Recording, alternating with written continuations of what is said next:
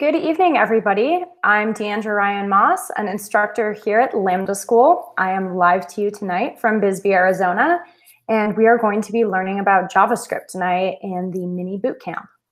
So for anyone who is joining us for the first time, I'm going to take just a couple minutes to tell you about Lambda School, about what we do at Lambda School, and about this little bootcamp and what's happening here. So I'll start with Lambda School. Lambda School is a computer science immersive, which means that we take people who are in the beginning stages of becoming programmers, whether they're people who are brand new to programming or people who have a little bit of programming experience, and we get them to the point where they are full stack developers and ready to go on the job market and be hired in a full-time web development position. So it's a 6-month course. It is full-time, Monday through Friday, your regular work hours. We have a new one that starts every single month.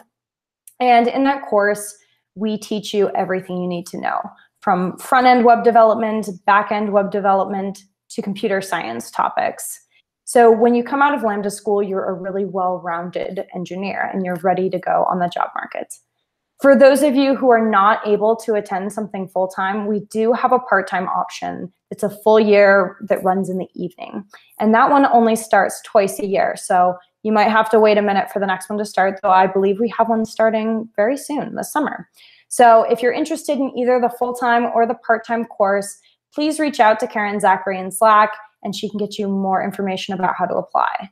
And just as a little note, while the pre-course is this mini bootcamp is a good way to get a sense for what Lambda School is about, if you're ready to go and if you know that this is something you definitely want to do, you don't need to wait. You can apply as soon as tonight after the lecture. Though, wait until after the lecture to apply. I'd be very disappointed if you cut out and didn't learn about JavaScript tonight. So that is Lambda School for you. And one final thing I want to mention about it is that it is a de-risked education, which means that you do not have to pay any tuition up front. Rather than paying tuition up front and then taking a gamble on Lambda School, we take the gamble on you. So how it works is you sign an income share agreement, which means that you can pay your tuition back over the first 2 years in the job force. So we take on the risk. And the reason we do that is because we don't see it as that much of a gamble. We're really confident in the people we bring in, and we're really confident in our curriculum. So we feel confident that we are going to get our money back, which means that you are going to get that job that you are here to get qualified for. So exciting on both sides. So that's Lambda School for you. Definitely check if you're interested in learning more about it, ask questions in Slack, or reach out to Karen Zachary. So let me tell you a little bit about this mini bootcamp. So this is our pre-course. It's kind of a preview of things to come / a way for us to get our prospective students ramped up on the very basics. So we cover web development topics in this course. We already covered some HTML and CSS topics the first 2 nights. And then from here until the end, we will be going over JavaScript. So starting tonight and up through next Thursday, we'll be learning the basics of JavaScript. So let's not waste any more time and let's get to coding. I'm really excited about this. I love JavaScript, and I think that you're going to be excited to see the whole world that starts to open up when you learn just a little bit of JavaScript. So let's start with just talking a little bit about what JavaScript is. I know I brought it up a couple times on the last 2 lectures, but let me go over that one more time before we dive in about how it fits into the web development puzzle and beyond. So first and foremost, JavaScript is a web development language. So CSS and HTML are pretty straightforward because they deal with the things that we see on the web page. We used HTML to actually put elements on the page and then CSS to style them. So everything that you visually see on a page is mostly covered by HTML and CSS. JavaScript happens a little more behind the scenes, but you shouldn't underestimate the importance of it because most of what goes on in web development is actually JavaScript. It's just a little out of sight, out of mind for the regular web user. So when we're talking about front-end JavaScript, it's a lot of the interactive functionality. So if you click a button, or if you submit a form, if you submit a post, if you log in, if you create a new account on a website, all of that uses JavaScript. There is this logic that's happening behind the scenes to take in your data, either create something in the database that is stored or If you're trying to, for example, log in, your password would need to be checked against something that's already in the database. Or if you're, for example, logging into a social media account, we would need to retrieve from the database all the information that's going to pop up on your page, whether it's all your friends' feeds or advertisements. That's all going to be JavaScript. So it's a really huge part of what happens in web development. There is a differentiation between front end and back end. And in this, we're mostly focusing on front end in this course. So back end is hugely important and focuses largely on data, but we won't get into that until the actual main curriculum at Lambda School.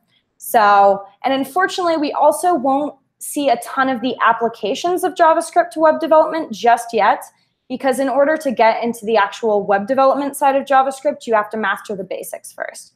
So we will primarily be looking at JavaScript kind of out of the context of web development, just to get you guys in that stable place where you can start to get into web development. But throughout all the lessons, I'll be mentioning this is how this applies to web development. And in some of the homework assignments throughout the next 6 lessons, you'll see different ways that you might use JavaScript with web development. So beyond web development, I do want to mention that JavaScript is an incredibly versatile language, which I think you'll start to see even starting tonight. So it does hold a lot of similarities to some object-oriented languages, things like Java or C, C#, C++. So if you're coming out of any of those object-oriented languages, you'll see things that look familiar. So that's just a point of confusion that a lot of beginning developers have. The biggest takeaway is that JavaScript is a little more versatile. So it can function in this kind of object-oriented way, similar to those other languages, but it also has the freedom and flexibility to work in a lot of other ways. So if you're not familiar with object-oriented languages, I wouldn't worry about it, but I wanted to bring that up as a point of reference for those of you who might be coming out of some of those object-oriented languages. For me personally, I actually learned Java first. So when I started on JavaScript, I was like, my mind was blown because Java is a really strict language. You have to do a lot of things just a certain way. And in JavaScript, there's a lot more leeway. And I was like, whoa, this is crazy. So some of you might have that same experience tonight. So the last thing I wanted to talk about before we get into the actual coding is, so the last thing I wanted to get into is this idea of how do you run a JavaScript file. So we talked a little bit about that with HTML and CSS. Oh, it looks like we're having some technical difficulties.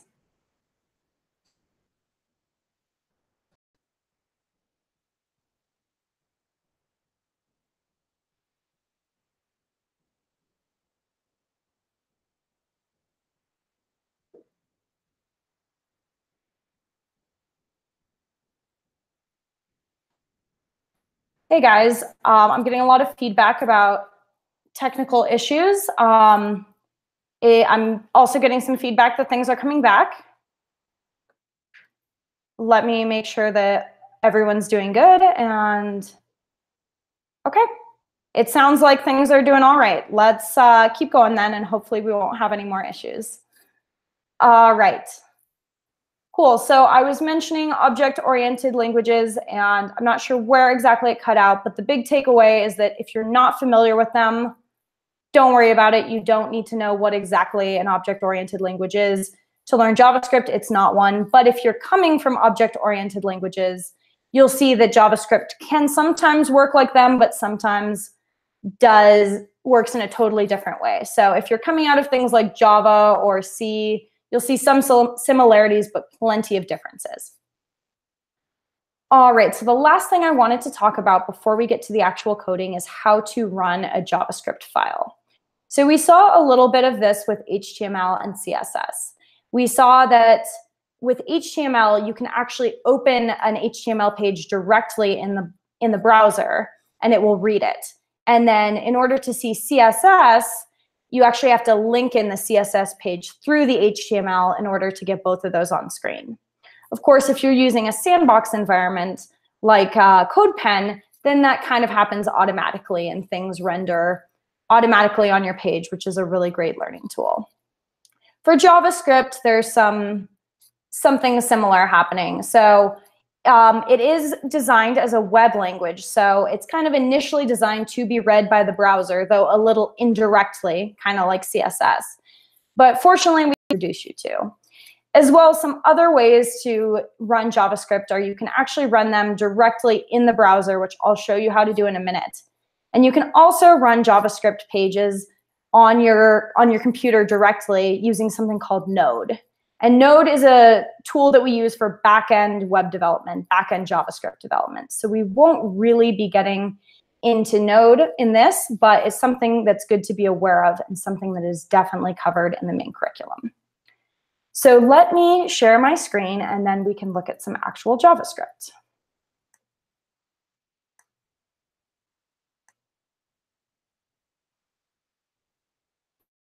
All right. So here we have just a regular old web page. And so as we saw, we can, with HTML and CSS, if we want to inspect, we can kind of get this little secret world of developers. So we looked at the elements in some of our homework 2 nights ago, but there's something else here called the console. And within the console, we can actually write JavaScript directly. So if we want to get to the console, once again, we can go to Inspect and click on the Console tab. On the Mac, the shortcut is Option-Command-J. I'm not sure offhand that shortcut on Windows.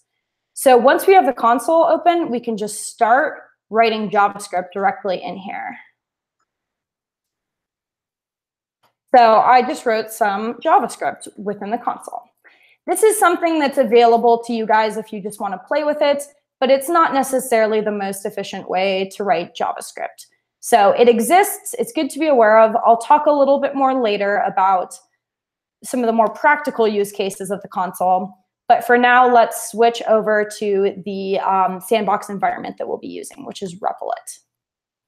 So Replit is a sandbox for JavaScript. So we talked a little bit about what a sandbox is. It's basically just a really easy way to plop your code in and directly get some feedback. So you would never write production code on the job in Replit, but if you were, I've had this happen to me plenty of time where I'm working on something for my code base and I'm having trouble with a little bit of code, and I just copy it over into Replit so I can play with it and get easy, quick feedback. So over here, I just have these 3 lines of JavaScript, or 4, I suppose, if you want to count the blank one. So I've created a couple variables, and then I've called one of the variables I created. So if I press run in Replit, what happens is that the very last line of code, so in this case, line 4, what this line resolves to appears in green over here. So this course variable is equal to mini bootcamp. So that's what appears over here in green. So don't worry too much about exactly what's going on here, because I will break down variables in just a minute. But the important takeaway here is that Replit, one of the ways that Replit makes our life easy is whatever the last line of code is will appear in green over to the side, which is a really easy way to see what our code is doing. All right, so let me clear this here, and then we can talk a little bit about variables. So the very first thing you need to learn in JavaScript is how to create a variable. So I will actually, let's say, create this age variable, and we'll set it equal to 56. So let's look at what's happening here. On the most basic level, what we're doing is we're creating a variable, something that's going to be stored behind the scenes. We're naming it. So over here, we name it age, and then we have to store a value in it. So in this case, I've stored the number 56. So let's break down exactly what's happening here. I start out with my variable declaration keyword. So const is a keyword in JavaScript. That means that there's no flexibility in what this word can be. It's short for constant, but I couldn't write out constant. I couldn't just do cons. It has to be C-O-N-S-T precisely. So this is a keyword. The next thing we do is we come up with a variable name. So this thing has a lot of flexibility. We can't use something that's a keyword. So for example, I couldn't use const as my variable name. That's just off limits. For is also a keyword, so I could never name a variable that. But beyond that limitation, I can pretty much name this anything as long as it's text-based. So I also can't name a variable a bunch of symbols, but I could name it age. I could name it father's age. My dad's actually older than that, but I could name it really anything I wanted. We just want to make sure that it's actually descriptive. So the first part is the actual declare the variable and name it. Then we have a single equal sign. So a single equal sign represents assignment. So this is saying, okay, we've created a variable called age, and then what follows this will be what we actually want to store in it. So following this, I've decided to store a number inside of age, specifically the number 56. And then following that, I have a semicolon. And every line of JavaScript we write, essentially, will be followed by a semicolon. Semicolons are a little weird because if we leave them off, things generally work fine. But that doesn't mean we should leave them off. So there's a big temptation as a new developer to leave off the semicolons, partially because you forget, but partially because it's hard to see why they're important. But occasionally, if you leave off semicolons, you'll get into a lot of trouble. So it's much better to just get in the habit of always putting a semicolon at the end of every line, or else some unexpected things will eventually happen. So that is the breakdown of our first JavaScript statement, a variable declaration. So I want to cover a couple different ways of declaring variables. So there are actually 3 different variable declaration keywords. Constant is the one that I use the most often, and that's saying that age is a constant. So we could never change the value of age. So if we wanted this to be fixed, then we would want to use this variable, or this variable keyword. But perhaps age isn't fixed. Maybe this bit of code wants to keep track of age over time, which will likely mean that age increases. So in that case, we could instead use a keyword called let. So this, on the surface, accomplishes the same thing. We've created a variable called age with 56 stored in it. And we can test that by calling that variable name, and we see that over here, 56 pops up. So we know that this number has been stored inside of age. If we do the same thing with const, we still see that we have access to that number within this variable name. So the difference is that if I wanted to reassign it, so let's say we want to reassign it to 57, we're going to get an error. And that's because constant doesn't allow us to reassign age. It assumes that age will stay the same. However, if we use let, now we can change the value of age. So we don't get an error, and we see that age is now equal to 57. The final thing I want to mention about this bit of code is that I don't need to use the keyword a second time. So we have to use let or const the first time we name a variable so that it's actually created in storage. But on line 2, I'm not actually recreating the variable. It already exists. I'm just overwriting what it's equal to. So the variable declaration only has to happen once.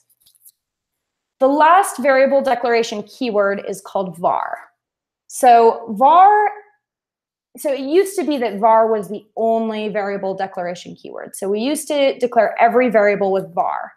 And then about, I think it was 3 years ago, maybe 2 years ago, ES6 came out. And that is a new version of JavaScript that split things up into const and let. So var behaves mostly like let in that we can reassign things.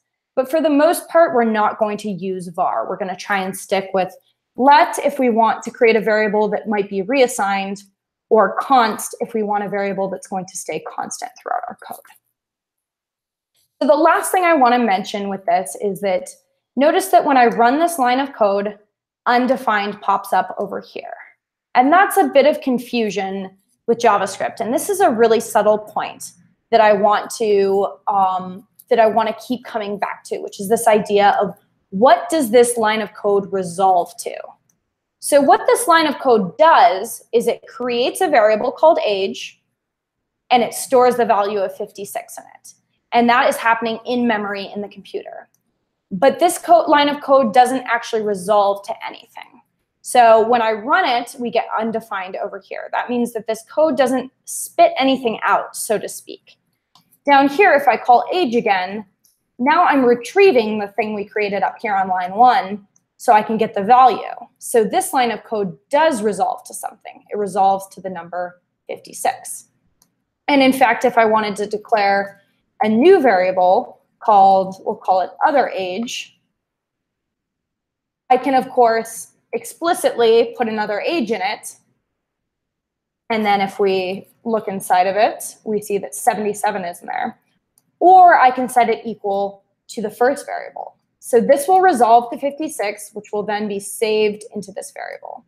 So in that way, once we've created a variable, we can pass values around freely. So there you go. That is a short introduction to how to create variables. Pretty quickly, you'll be able to be doing this basically in your sleep. But I wanted to spend a lot of time looking deeply into it because it's something that we do all the time in JavaScript. And sometimes the relative complexity of it can be taken for granted. So the next thing I want to talk about is variable types or data types. So we've been working strictly with numbers. And that is definitely a type in JavaScript. But there are a couple other common types that we'll see. The next one I want to show you is a string. So if I created a variable called name, probably we don't want a number in there. We want some sort of bit of text. So that's when we would use a string. When we declare a string, we always put it in quotes. So we can do single quotes, as I've done, or double quotes. Either one works. So everything inside of the quotes is the content of the string. It can be one word. It can be an entire phrase. It could be an entire paragraph. We could even put a number in here. So this is a subtle distinction because age is equal to the number 56, but name is equal to the 56 as text. And as we explore some of the properties of these data types, you'll start to see why these variables are actually different and have different functionalities. So make sure that when you're creating a number, it's actually a number, not the string version of the number. So strings are extremely common. The next thing that I want to talk about is called a Boolean. So a Boolean is literally true or false. So true, we are learning JavaScript. For some of you, hopefully not. This might be equal to false right now, but hopefully for everyone, it's true. So this might seem so simple that it's kind of obvious, or maybe it seems like when would we ever use this? But Booleans are actually really important. And for one, they kind of mirror what's actually happening at the core level of coding. Because at the bottom level of every single language, everything is just electricity on a circuit. So it's really just this series of on and off switches. And that's what Booleans parallel, is this idea of on or off, or in this case, true or false. And I do want to clarify that if we do true in quotes, now we have a string that's equal to the actual phrase true. But if I get rid of the quotes, now we have a Boolean. And on the subject of quotes, I also want to mention that if we leave off the quotes on a string, we're going to get an error. It's now looking for a variable called Charles. So make sure that strings are in quotes, and make sure that numbers and Booleans are not in quotes. So these are the three most basic data types. And for now, we're mostly just going to work with these three. So let me talk a little bit about different properties that they have. So numbers are, it's pretty easy to see how numbers work out of the gate, because numbers allow us to do math. So if I have two numbers, I could add them, I could subtract them, I could divide them, and I could multiply them.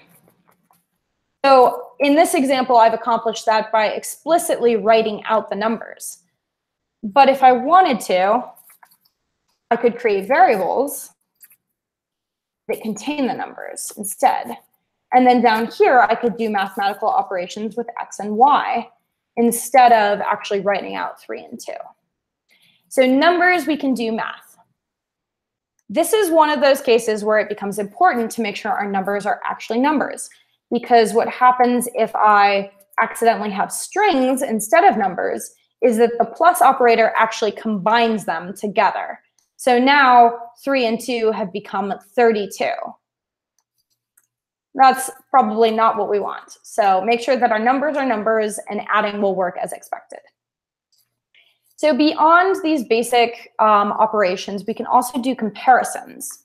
So I could do less than, greater than. I could also do greater than or equals to and less than or equals to.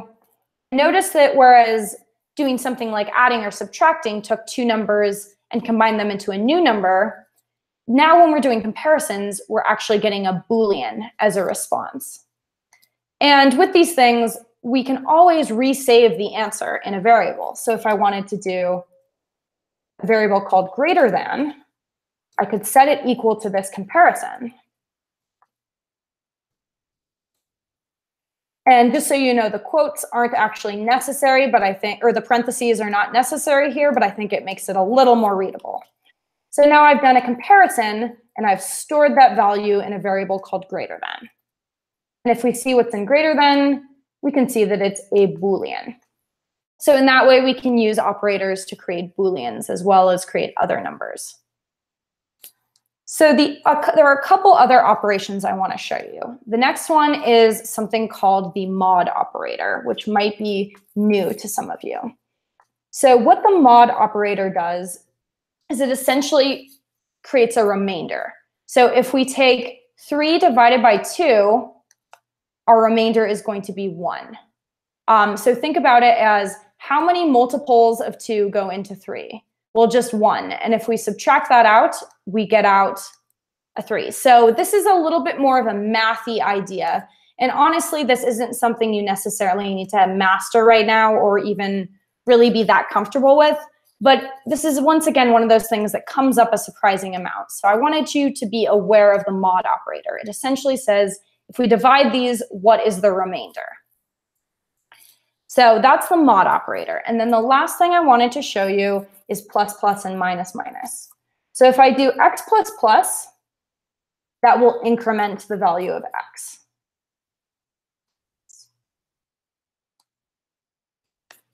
Let's do z equals x plus plus. So if we do z, oops, what have I done? Oh, of course, my bad. So this is an example of why let and const are both important. So plus plus will increment x, but that's only going to work if x is not constant. OK, there we go. So if I do x plus plus and then look inside of x, we see that it's now been incremented. So because we've increased the value, it wouldn't work on a constant variable. But now that we've used the keyword let, we can increment x using plus plus. Instead, we could do x minus minus, and notice that that actually decrements it. So now we've subtracted from x. So this is just a really quick way to increment or decrease a variable. And when we get into looping, which I believe is tomorrow, this operator becomes really important. So I wanted to introduce it tonight. All right. So those are some basic operations and things we can do with numbers. As mentioned, these don't really work with non-number variables. As we saw, we can use the plus on strings, but it doesn't have the same effect. And as there are certain things we can do strictly with numbers, there are also lots of things that we can do that just work on strings or just work on Booleans. But I won't get into too many of those today. We'll see a few a little later, and we'll continue to see how different variable types work and the different unique properties they have as we go along in the course. But that should give you an idea of, first of all, how to declare variables, which variable keyword we want to use in different cases, and then why it matters to think about what type of variable are we creating. Are we creating a string? Are we creating a number? Or are we creating a Boolean? So let's start to look at properties and methods next. So I'm going to create a name for us. So variables tend to, or different types of objects in JavaScript have different things called properties and methods. So I'll start with properties. So all strings have a property called length on them. If we want to access the length property, we do the variable name followed by a dot, followed by a dot, and then followed by the word length. And once again, these properties are things that are built in. So we have to know what properties are, what they're called, and then use their exact name in order to get them. So all strings have something called length, and this tells us how many characters are in our string. So in this case, it is 7. If we had an empty string, which is just 2 quotes on their own, length would be 0. And of course, if we change this, we would see the length increase. So that is a property, an example of one property, and then the idea of property in general. So different things have different properties. And once again, variable type is important. So instead, if we had a number and we tried to check numbered.length, we'd get undefined because numbers do not have a length property. So methods are very similar to properties in that they're built-in things on different types of objects that can allow us to get more information. The difference between methods and properties is that methods are actually something called functions. So I'm going to show you a couple of methods, and then we'll talk about what is a function specifically. So, all right, let's look at something called toString. So all variables have a method called toString. So once again, just like with properties, we have the name of the variable followed by the dot, followed by the method name, but notice that we have parentheses afterwards. So the parentheses are the function call. And in a moment here, I'll explain to you exactly what that means. So for this toString method, it returns a string version of our variable.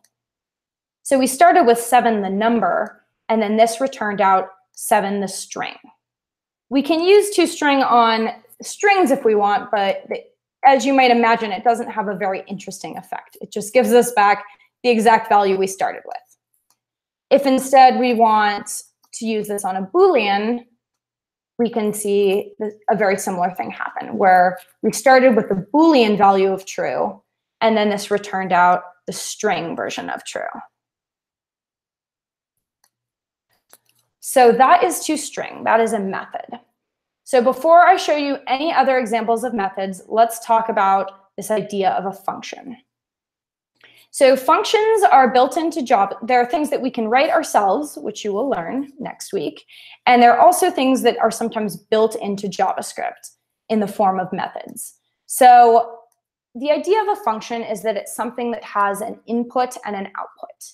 So not every function will have an input and an output, but they all have some sort of effect that occurs. So for example, this method does not have any input. We can always tell the input of a function because it goes inside of the parentheses. So here, if toString had input, it would go in there. And we'll see an example that does have input in just a second. And then the output is going to be whatever this resolves to. So we refer to the input as an argument. So we would say that the toString method has no arguments. The return value is what is spit back out. So we can see that toString returns a string. And that is a function in a nutshell. And we can always tell functions by the parentheses that follow them. As you might imagine, just like strings and numbers and Booleans, functions are also data types. So if I call this method, or if I refer to this method without the call that follows it, this thing is actually just a function. So if we return it, we can see a not super useful log over here, but something that tells us, okay, this thing is a function. Without the parentheses, we can think of it as being the potential for some sort of logic to be executed. Once we put the parentheses on, it's no longer the potential for some execution, it's the actual result of what this method does. So without the parentheses, we have the possibility of a Boolean becoming a string, but with the parentheses, we literally get out a string. So that's a bit of a subtlety, and we will definitely explore that in a lot more detail when we do a deep dive into functions, which will happen next Monday. So let's look at a few other methods. So there's the toString method, which, as I mentioned, is something that can be used on any variable. There's also a lot of string methods, and I mean a lot. So I actually, over here on the Mozilla documentation, have a list of every single string method we could use. So you guys don't need to learn these. You don't need to know them. We do have some, they're going to be used in some of the extra credit homework assignments. And as always, you're welcome to explore this and play around. But one example I want to give you really quick is a method called toUppercase. So any string has a method called toUppercase in it, and it does exactly what you think it's going to do. So I've done the parentheses on the end, which means that we've called the function, and we can see that the return value is another string, this time with everything in uppercase. So there's another example of a method. So the next methods I want to show you are built onto something called global objects. So within JavaScript, there are, of course, these variables that we've created. So we've created or declared name, num, and bool, which means that anywhere in our code, we can look at name, see what that is. We can look at num. But there are some variables that also exist automatically, things that are built in that we don't have to create. One example is something called the console. So the console is an object. If you just log it on its own, you get some really complex stuff going out here. Don't worry about that. I just wanted to show you that this is something that is defined. I didn't have to declare it because it already exists. And so the console is an important object because we can use a method called log. So console log makes things appear to the console. As a reminder, the console is this thing over here. So let's go over and look at the Amazon website real quick to show you a little bit. So here's the Amazon website, probably familiar to all of you. But if I open the console over here, we can see that there's this whole little secret world going on here. So the console is what a developer uses to give feedback to usually themselves or potentially to other developers who are looking behind the scenes. So if we, as a developer, ever want something to appear that we can see, we log it to the console. Over here in Replit, there's already this built-in tool that allows us to get a peek behind the scenes. But if we ever console log something, it will appear in white. So that's an important distinction to make when we're using Replit, is that everything over here in white is the console. So it's REPL's way of mirroring this thing over here that exists in the browser. Everything that appears in green is just going to be the last line of code. So notice that the console log method does not have a return value. This is another subtle point. So this bit of code does not resolve to anything. If we tried to create an output variable and save the result of console log in there, then output would be undefined. What's going on here? Oh, I have to spell it right, or we'll have a problem. So over here, output is undefined. The thing in green is undefined. But even though console.log does not have a return value, it does cause a bit of logic to execute. And that's the logic that prints whatever we put into it over here in white. So this is, once again, one of those subtle points that it might take a few repetitions to get, which is that console log does not return anything. It just logs something over here to the console in white. So the final thing I want to mention with console log is this idea of inputs. So I said that functions can have inputs or arguments. In this case, I've put in just a string. If I wanted to, I could put in multiple strings and notice that it'll log both strings with a space between them. So we can see that functions have some flexibility. This is a difference between other languages in that the input of these is pretty flexible. For example, console log works with one input. It can also work with multiple inputs. So the parameters on console log are flexible. Let's look at the math object. So math is another global object that gives us use of some interesting methods. So for example, if we do math.random, this is a method that takes in no arguments. And its return value is going to be a random number between 0 and 1. So once again, this is something that's actually built into JavaScript. So if we ever need a random number, we can use math.random. Another thing we can do with math is use, for example, math.pow, which gives us an exponent. So if we do 2 parentheses 2, this will give us 2 to the power of 2. Actually, let me do 2, 3. So this will give us 2 to the power of 3. So that's 2 times 2 times 2. So we would say that math.pow takes in 2 different arguments. The first one is the base of the exponent. The second is the actual exponent. And with this one, there's no flexibility. If we don't put in our second number, we get out NaN, which stands for not a number. So the .pow method doesn't really work unless we give it exactly 2 arguments. If we start to throw in extra ones, it will just ignore them and only use the first 2. A couple other math functions I want to show you. The next one is round. So the math.round function takes in a number and it rounds it. So if we have 2.2, it'll round it down to 2. 2.9 will be rounded up to 3. Related to round are the ceiling and floor functions. So ceiling always rounds up. Even if it's so close to 2, it'll still round it up. The floor function does exactly the opposite. The floor function always rounds down.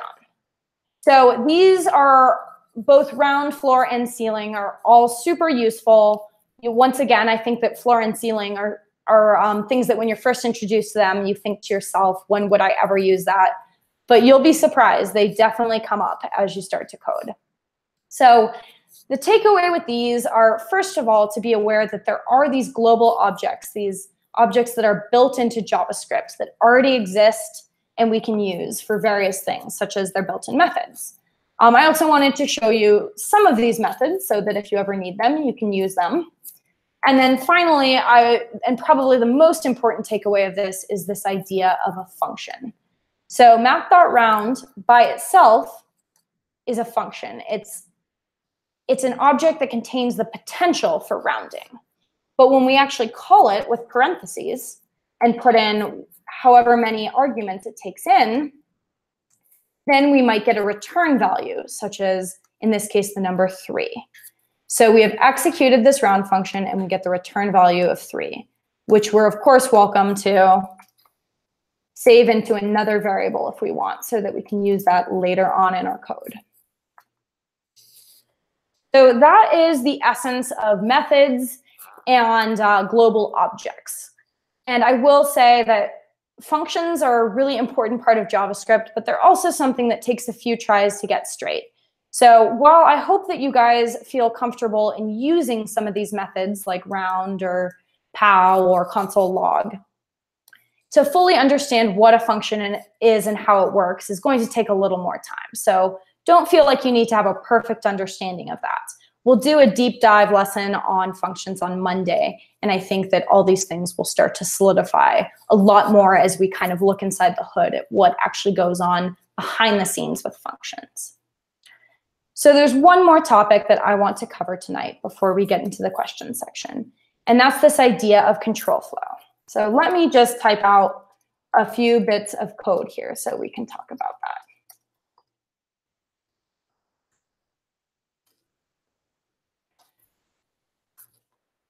So as you might have noticed, code is generally run from top to bottom. What appears to be happening here is we run line 1, we run line 2, we run line 3, and then 4, and we keep going until there's no code left. And in the simplest sense, that is a good way to think about JavaScript. But when we're thinking about control flow, we have to first ask 2 questions, which is, does every line of code necessarily need to be run? And does everything always run in order? And as it turns out, the answer to both of those is no. Things are not always run from top to bottom, and not every line of code is always going to be run, which is actually extremely critical. We'd be very limited in what we could do with JavaScript if we were limited to only running everything that's on the screen exactly in order. So the first subtlety I want to introduce you to is something kind of crazy that happens when you declare variables. So if I create a name variable, and then I call name, as we know, we'll have created this in memory, we'll have saved in this value of Steve, and we can access it. But if I spell that wrong, we get a reference error. It says name is not defined, and that is because there is no variable called NME that exists anywhere in memory. But let me show you something kind of interesting. If I call name above the variable declaration, you might expect that we'd get the same error because name hasn't been declared yet, right? Line 1 runs before line 2. But something strange happens. The code recognizes that name exists as a variable, but it's saying that there is a blank string inside of it. And this is a little insight into some of the complexities and why it's not as simple as thinking, okay, everything just runs from top to bottom.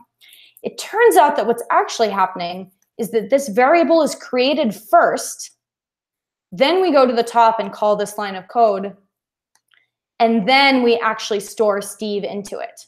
So at the point that this runs, name exists in memory. It just hasn't been assigned this value yet. Once again, this is a subtle point that isn't critical for writing basic JavaScript, but I wanted to bring it up because it's, I think, a really good insight into the fact that there's things going on here that aren't totally apparent. And I think that as you explore more and more with JavaScript, you'll start to get these little insights into the subtleties.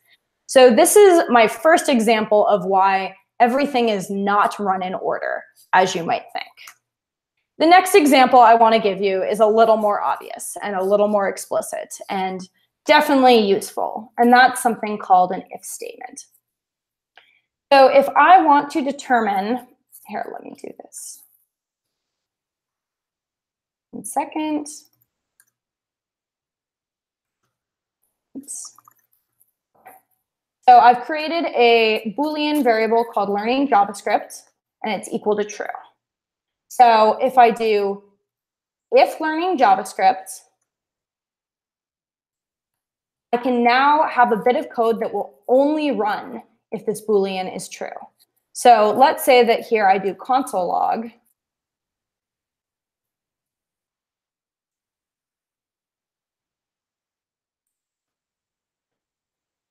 So now what happens is everything within these brackets will only run if this condition is met. That is, if this is equal to true. So right now I run this, and we see that over here in white, we have I know how to declare variables logged to the console. But if I change this to false, nothing happens. This entire block of code inside these two brackets is going to be skipped. And that's really great because we want dynamic code that can respond to changing circumstances. So an if block, let's break down the syntax in detail. We start out with the keyword if. So once again, keywords are built into JavaScript. There's no flexibility. If I spelled it wrong, we'd be in trouble. So I start out with the keyword if. I follow it by parentheses. And inside of the parentheses needs to be some sort of Boolean condition. I could hard code in true or false here, but generally it's responding to some sort of variable that might be changing. Following that, I have two curly brackets, and within that, I can just write code as usual. Notice that I do tab my code when I'm inside of an if statement. As with things like CSS and HTML, we do tabbing so that our code is readable to ourselves and to our fellow developers. It would still work without the tabbing, but don't get lazy because your life will be very unpleasant if you don't get in the habit of using proper syntax and tabbing, because things just would be impossible to read. Trust me on this. So within here, I have this optional bit of code that will only run if the condition is met. If I wanted to, I could add an else block on the end. So I followed the if with the keyword else, some other curly brackets, and now we have another bit of optional code that might run if the condition is false. So I will say, so we see that if learning JavaScript is false, we get a confused statement. If it's set to true, instead, this first block runs. So if-else statements are our first example of control flow, this idea of us intentionally manipulating what lines of code are going to be read, what aren't. So it's true that there, as I showed you with the variable declaration example, which by the way is called hoisting, that thing where variables are actually created before everything else is run. It's called hoisting, and we'll see a couple more examples of that, I think. So that's an example of how the order of the code is a little flexible just behind the scenes. But a lot of the control flow stuff is explicit. It's things that we're doing intentionally to try to make our code more dynamic.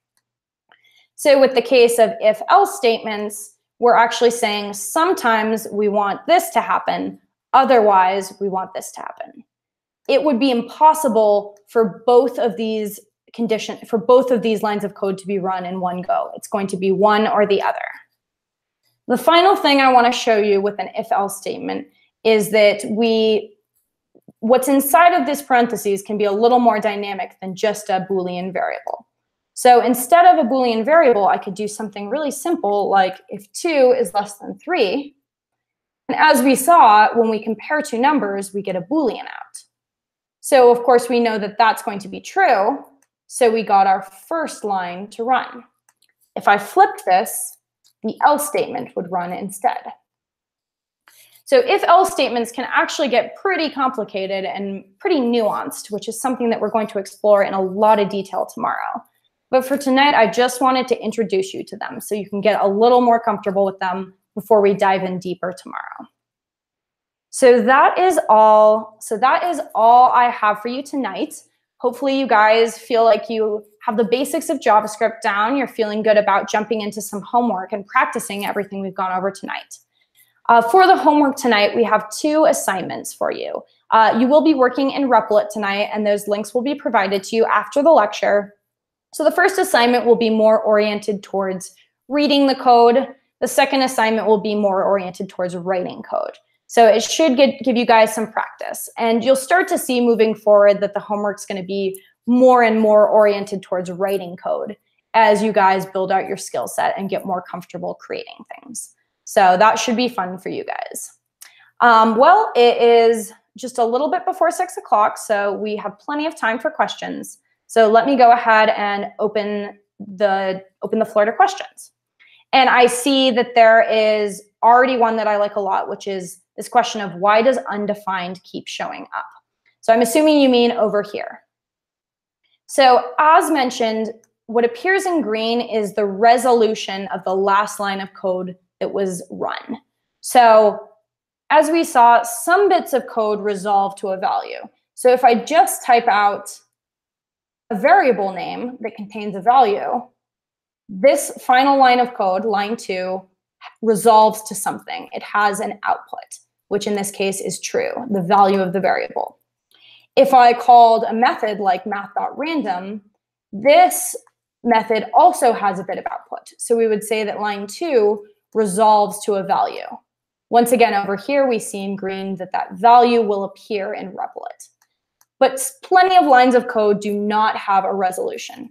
So when we declare a variable, something happens, which is that this variable is created and a value is stored in it, but this bit of code does not resolve to any value.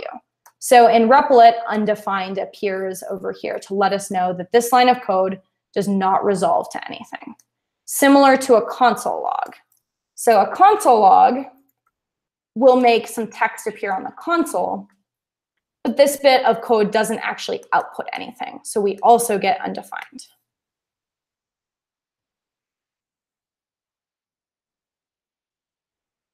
Okay, so I have a question about semicolons and if statements. So let me bust out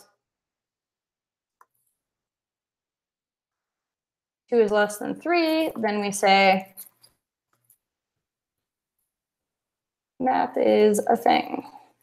Okay, so here's a little if statement. So let's talk about semicolons. So at the end of an if block, you would not put a semicolon. Or, well, it doesn't seem to be erroring out. Apparently, we don't have a problem if we put a semicolon, but I've never used semicolons at the end of if blocks, and to my knowledge, there is no need to. So following an if block, and it would make sense because the curly brackets themselves kind of indicate to the code that, okay, we're done with a section. So it's pretty clear that our logic here is finished, so there's no need for a semicolon. However, everything we write inside the if block should have a semicolon.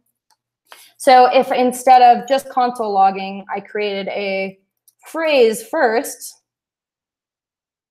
not really a phrase, that's just a word, and then I console log that,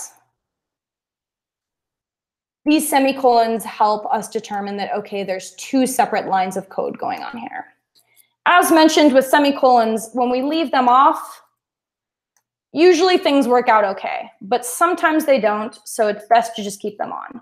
And I will apologize both retroactively and in advance because I'm sure I've forgotten some semicolons throughout this lecture and will undoubtedly forget more semicolons as we go along. So I try to be diligent with those, but sometimes you forget them.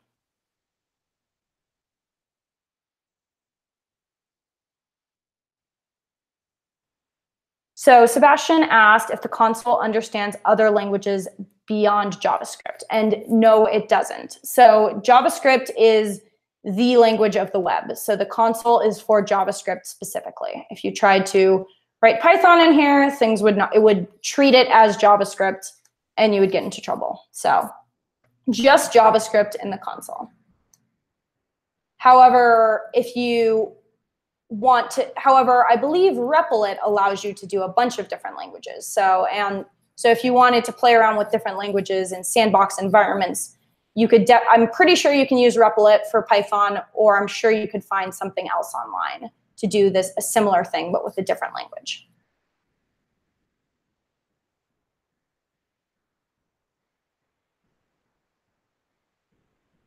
So we have a question about why can't several outputs be viewed in the console? So let me start by saying that multiple things can be logged to the console. So if I did console log first, second, etc., all of these will appear in the console. But as far as things that appear in green, that will only be the very last thing that we do. So if I do math.random and then math.random a second time, both of these produced a random number, but we only can see line 4 over here. And that is just a design choice of Replit. So Replit decided that the easiest thing for the user would be to just output the very last line of code.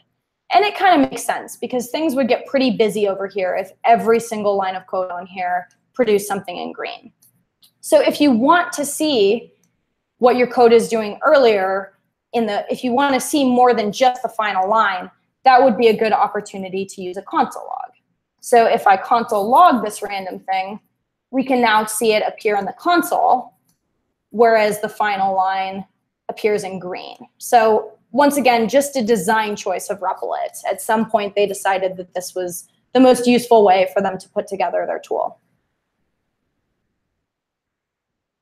So we have someone asking about the difference between let and var. I see a few replies in Slack, but I do want to address that just in case anyone has any questions. So from a user standpoint, you can think of var as being outdated. So it's true that var will do something similar to let in that we could assign it and then do ++, and it would work, unlike with const. But we want to use let because let is the more up-to-date version. So that's kind of the functional answer. The more honest technical answer is that there are some differences that have to do with something called scope, but scope is outside the scope of this topic. So as we go into loops tomorrow, I can talk a little bit more about one of the things that happens with let that makes it useful. But for right now, I'll just give you kind of that maybe not satisfying answer of just use let because it's more up to date. But we'll talk more as we go along about some of the subtle things that let does.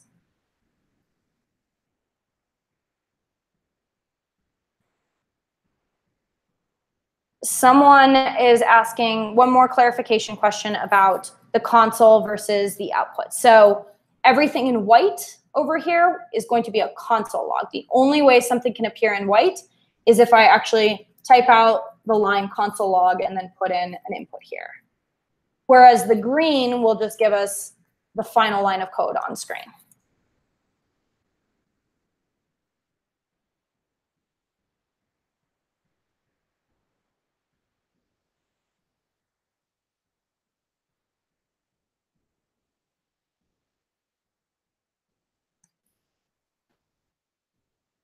All right.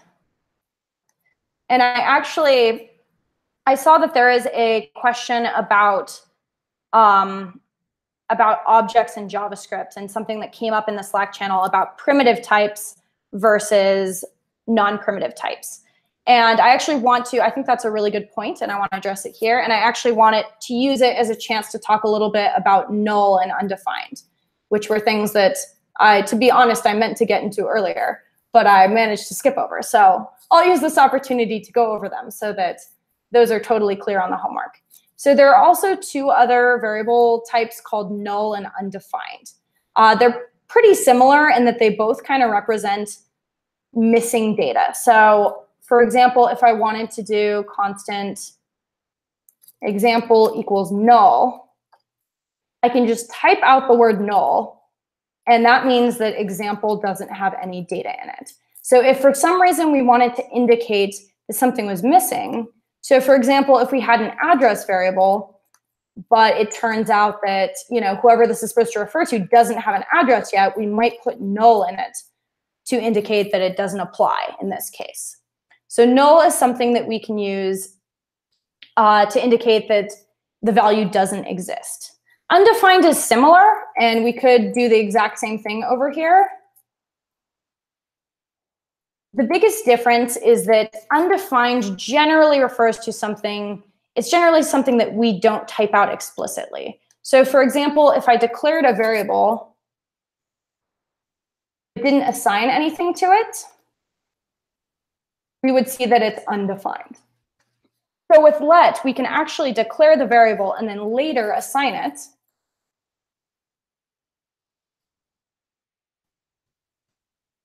But if we don't ever assign it, by default, it's equal to undefined. So as we go along, we can talk about some of the subtle differences between undefined and null. But for right now, I would conceptualize those as being pretty similar to each other. They're things that appear when data is missing. And as we've seen plenty of, when we have a line of code like console log that doesn't output anything, this code resolves to undefined because there's no value there. So null and undefined, also primitive types. And so primitive types refer to just kind of the basic types in JavaScript. So we, of course, saw Booleans, strings, and numbers, and then also null and undefined are primitive types. We'll start to see some more complex things. We've already seen some more complex JavaScript objects like the built-in objects such as console or math. And we'll explore some other ones like we saw a little bit of functions as well. We'll explore more such as arrays and objects as we move on into deeper topics next week. All right, I see a couple people typing. So let me sit tight so I can address any more questions.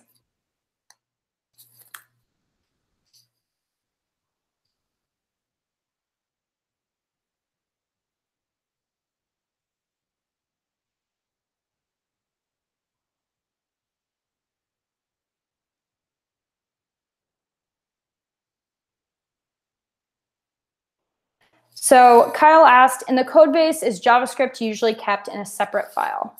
Yeah, that's actually a really great question. And I wish I had an example code base on hand to show you. But similarly to what we saw with CSS, so I showed you guys yesterday that CSS can be written directly into an HTML file, but usually shouldn't be. It's kind of the same thing with JavaScript. And actually, let me poke around. Give me 1 second to find you guys a code base so I can show you literally what this looks like. 1 second.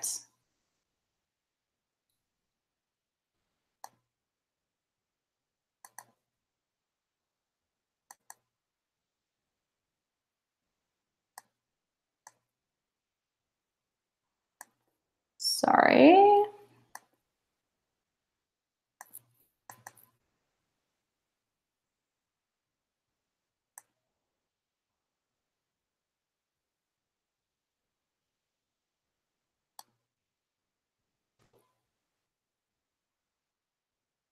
Sit tight.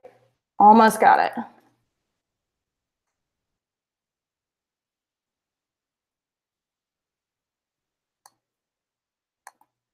Okay, here we go. So here is a code base that has 3 files: an HTML file, which should look familiar, a CSS file, which should also look familiar, and then a JavaScript file, which just has a couple lines of JavaScript on here. So as is the case with CSS, we can write some JavaScript directly into here if we want, but generally speaking, we want to keep it separate. I will say, though, that it's not really an accurate reflection of what happens in the real world to say the JavaScript file, because usually, well, first of all, there are going to be multiple files for most code bases. You know, any website is probably going to have multiple HTML files, multiple CSS files, and definitely multiple JavaScript files. So usually you'll see tons of JavaScript files because there's lots of logic going on behind the scenes. But yes, you would want to keep those separate. You really would never see CSS, JavaScript, and HTML all living together in one file unless it was just a very simple type web page or an example or something like that. So good question. And thanks for waiting while I dug up that code base.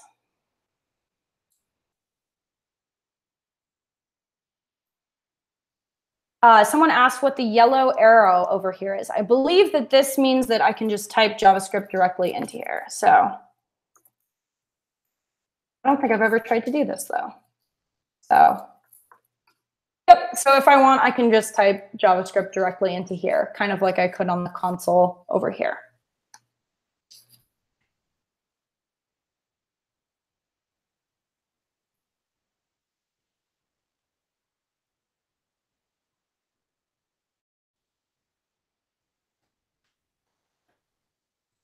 Okay, so we have a question about how JavaScript applies to web development. And Claudia said that she wanted to do a size for a group of pictures. So I'm not quite sure what you specifically were trying to do, but I will say that, that size and JavaScript can sometimes go together. With some of the advanced CSS libraries, some of that automatic sizing happens for you already. So in a lot of web pages, as you scroll down, it doesn't really happen here, but sometimes an image might get smaller as you, let's see if this one does that. Yeah, so this guy, Joram, as we change the size of the page, the size of that picture starts to get smaller and smaller. And so a lot of the times that logic actually happens in the CSS itself because CSS libraries allow for this kind of thing automatically now because it's so common with just the prevalence of mobile devices. But that kind of manipulation of an image or of the size of anything is something that might happen in JavaScript as well. So that would be an example of a use case of JavaScript, is if you want to manipulate, for example, the size of something on page.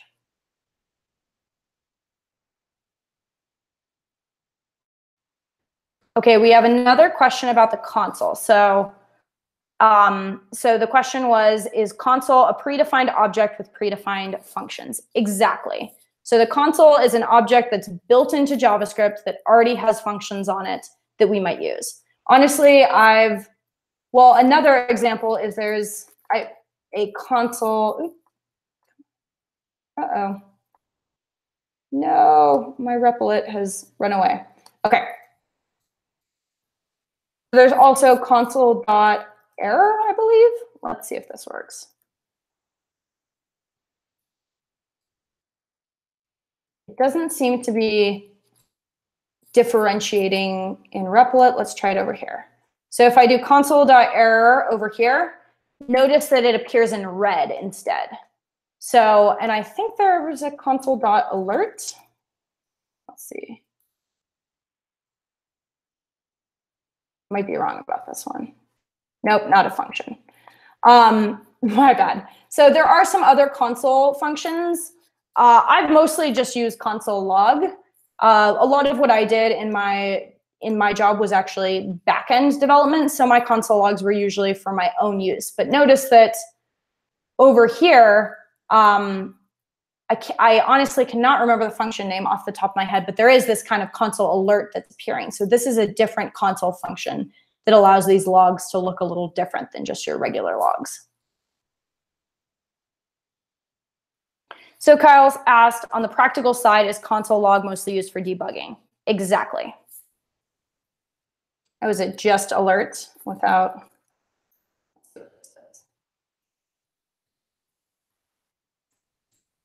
So this causes an actual alert to pop up, so that's a thing, but not the console method I was looking for. So if anyone wants to, feel free to Google console methods, and I bet you can figure out what is being used to cause this behavior. So,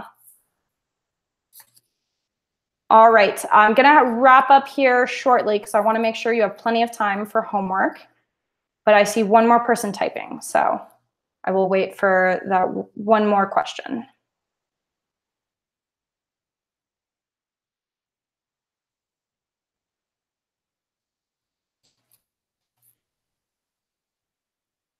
Console.warning, okay, I think we figured it out.